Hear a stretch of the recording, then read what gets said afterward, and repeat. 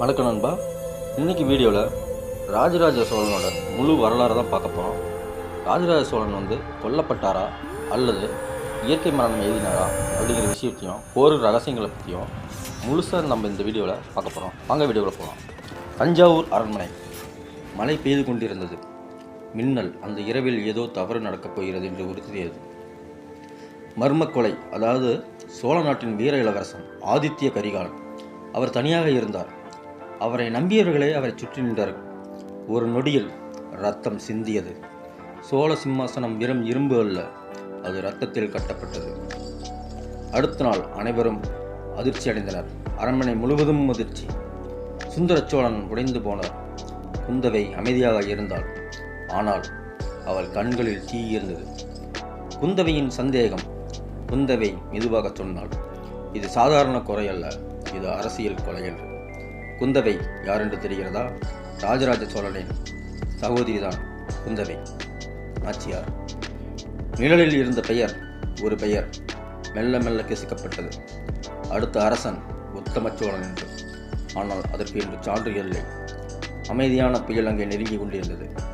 அந்த நேரத்தில் அனைவரும் பார்த்தவர் அருள்மொழிவர்மன். அருள்மொழிவர்மன் யாருமில்லை, பின்னாளில் ராஜராஜ சோழனாக வலம் வந்தவர்.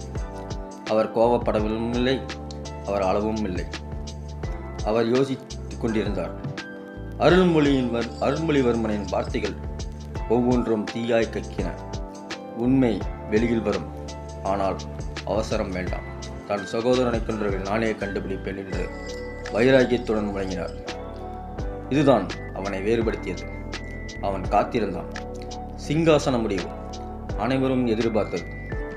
அருள்மொழி ராஜாவாக வேண்டும் என்று. ஆனால் அங்கு நடந்ததோ வேறை. அவன் சொன்னான், அருள்மொழிவர்மன், நாட்டுக்கு அமைதி முக்கியம், நான் காத்திருக்கிறேன் என்று. அதனால் உத்தம சோழன் ராஜாவாக ஆனார். குந்தவை அருள்மொழி.